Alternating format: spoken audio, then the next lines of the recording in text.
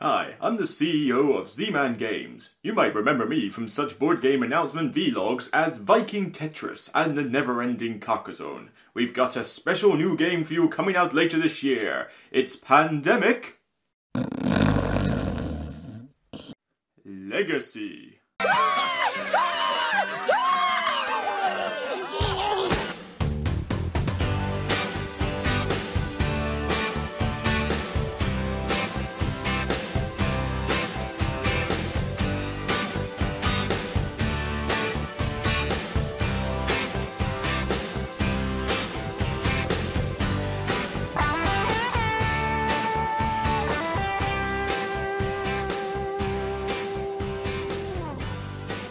Hi, welcome to another Broken Meeple review. I'm Luke Hector, not Troy McClure, as the stupid accent I tried to do there was. This is a kind of a shortish review. Basically, I've been playing the Pandemic Legacy Season 2 for a few months now, and most people have kind of gunned their way through it. Like, they really sort of binge played it, they've managed to play it within a couple of weeks and do the entire campaign. Unfortunately, I play Pandemic Legacy with a group of 4 of us, good friends of mine, who are big Pandemic fans. They've loved the game ever since I showed them it a while back. So it's adamant that every time a new Legacy Pandemic comes out, we will play it together. Unfortunately, this particular group can't meet up very regularly. If we're lucky, we can meet up every fortnight. Sometimes it's even rarer than that. And if I wait until we finish the whole campaign, I won't be doing this review until probably 2019 at this rate. So I figured that, seeing as we're over halfway through, I figured it was good to give a non-spoiler review of, our perspectives from halfway through. So yes, I have not done the full campaign of Pandemic Legacy Season 2, but I've played through the entirety of Season 1 and half of this, and let's face it, if a game isn't gonna, a Legacy campaign game, if it's not gonna entice you in halfway through, then you're not really gonna be playing this game or enjoying it, are you? So, yep, we've got another one. Pandemic Legacy Season 2. As if this first one wasn't already hyped up enough. I mean, it got to #1 on Board Game Geek. It was a great game. I don't go mad for this whole Legacy thing as everyone else does. I mean, it's cool and all, but it's not like, where it seems these days, as soon as you plant the word Legacy on a board game, it instantly gets like mass hype and everyone's just frothing at the mouth over it. But yeah, we haven't had entirely 100% success rate when it comes to Legacy games, have we, C-Fail? Objection! But Pandemic has been very successful, and deservedly so. It's taken a game system that everybody knows well, and even new gamers can learn easily, and introduced the Legacy campaign on top of it. It hasn't taken an entirely new game system and then tried to make it Legacy. Those are tougher to make work. And that's why this one has just been so popular, because lots of people love Pandemic, so the idea of a Legacy campaign was already going to make it a bit better, and of course, the way that, particularly in Season 1, the way the narrative worked its way through all the different games that you played, it was a solid game. I wouldn't necessarily call it #1 on Board Game Geek worthy, but then you already know my opinions on the whole Board Game Geek ranking system anyway. Broken. But, it certainly deserved a lot of its praise, and I give it props for that. So, we enjoyed Pandemic Legacy Season 1.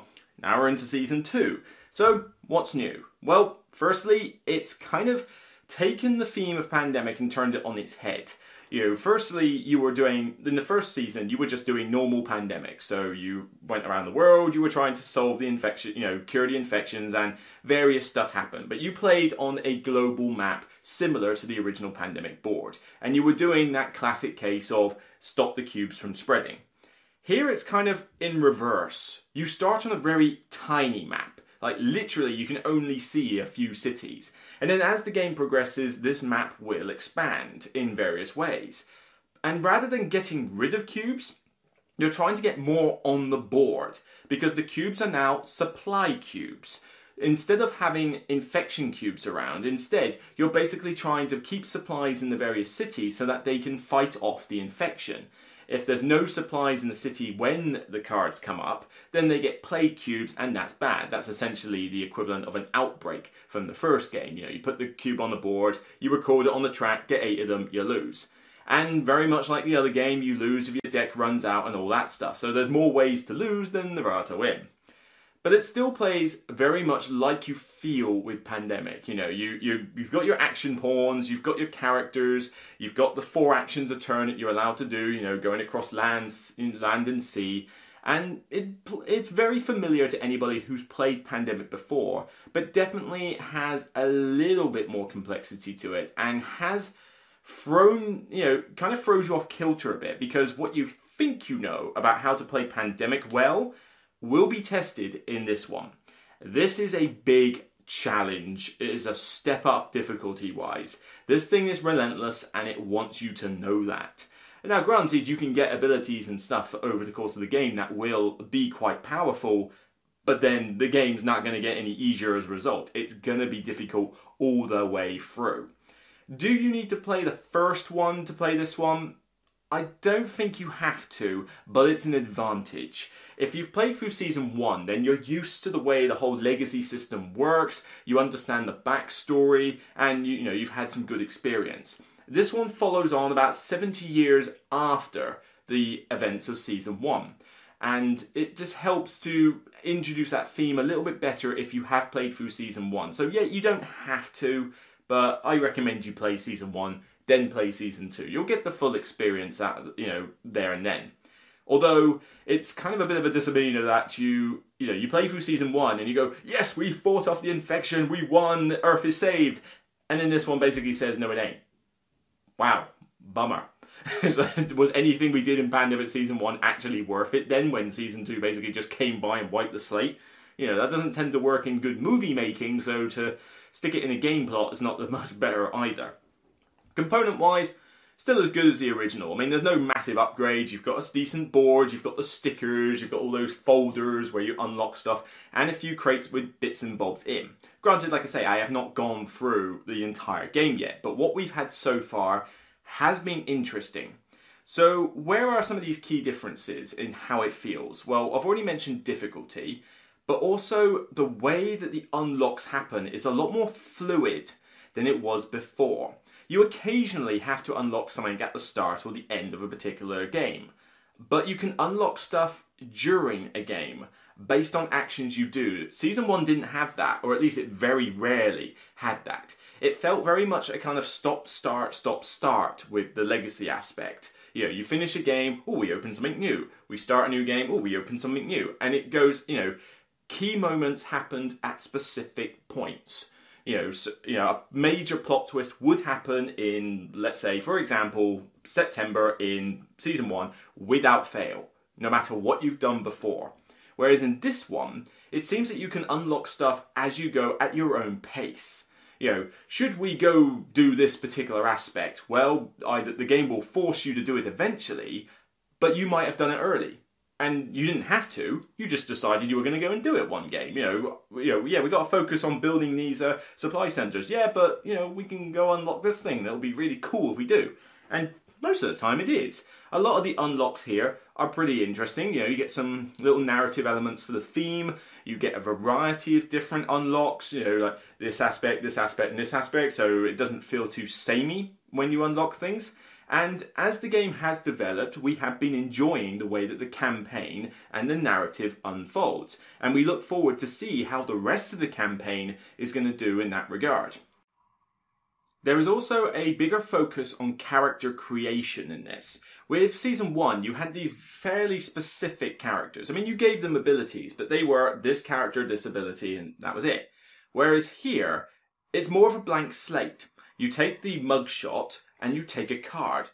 That's all the character is to begin with. You then have to peel off an actual ability for it. So you give the character the role that you want to give it. It's not like, right, I've taken the scientist, you know what the scientist does as a base game, I'll just write my name on it. No, here you have the blank slate, you decide, well, you know what, I want to give it this particular ability, this seems cool, and I'll write my name on it and do this.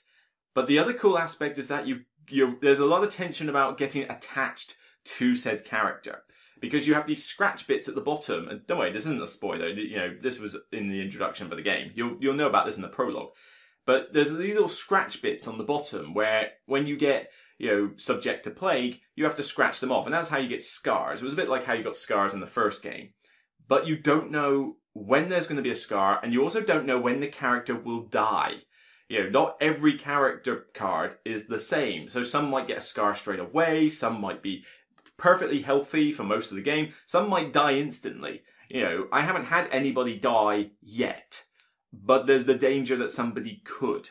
And you've got to make certain that you don't get too attached to a character, because it does help to chop and change every now and again. I haven't had too many instances where people have got scars. I think maybe 2 of our characters in the party have got scars, one of them more than the other, and, well, he was quite unlucky on one of those occasions. So it's not like you're going to get scarred every game, but it could happen. There's ways to mitigate it, you can get around it, so if you're very crafty, you can avoid scars for the most part. But generally, you're going to end up with them at some stage. You're just going to have to accept it. But that's part of the tension of having character progression and the potential of character death. If a character dies, you just take a new one. Big deal. You know, that's a whole part of the game. I remember in Season 1 I had my character for the entire campaign. If she died, I'd have been perfectly happy if she died, because I would have just chosen one of the other myriad of characters that were on the list and gone with one of them. You know, that's the way the story unfolds. But I was able to keep my, what did I have? I think I had the researcher, in the other one. The one who was very good at swapping cards around. I think that was my one. And I managed to survive the entire campaign with her. She was a bit of a powerhouse, actually. She was somewhat necessary for getting the right cards to the right places. The system is also doing a very good job of teasing you as to what's going to happen. You know, you get this really cool unlock and you'll think, oh yeah, we can do this now. This is brilliant. But you can't shake off the feeling that at some point during the game, it's going to come back to bite you. It's like giving you a cupcake. You know, it's like, here, take this cupcake. It's nice, it's blueberry, you'll love it. It's nice, it's good. Only to find out 2 hours later that it gives you major stomach cramps. It's kind of like that. Teases you with something nice, but you're constantly worried that something's iffy. You don't know if it's going to bite you back later. It may do, may not. But you're always thinking that. So you're reluctant to utilize the good stuff because you don't know if it's worth it. But that's good. Good tension, good anticipation. That sort of thing I like. Certainly in a narrative campaign game, good job with that. There's definitely a lot more rules to take in with this one than there is with Season 1. You've got a fair amount to get used to begin with, and then as new stuff comes out, it's definitely more thinky. This one will probably take longer to play each game than a normal Pandemic game or even Season 1 Pandemic game would, because you've got to really plan out what it is you're going to do, where you're going to put supply cubes. You can pick them up and take them to places. You've got cards that, you know, allow you to get more supply cubes, and you're constantly having to juggle a lot around in order to survive, particularly when the deck just wants to hose you down and shower you with plague cubes. And you're really hurting to get plague cubes because you don't want your cities to go bleh as a result. So there's definitely more to consider, more to think, therefore the games feel a little slower. Not to the point where it drags or feels too long, but there's more to take in. This is a little bit more brain-burny than most pandemics, and, you know, will require some checking of the rules every now and again.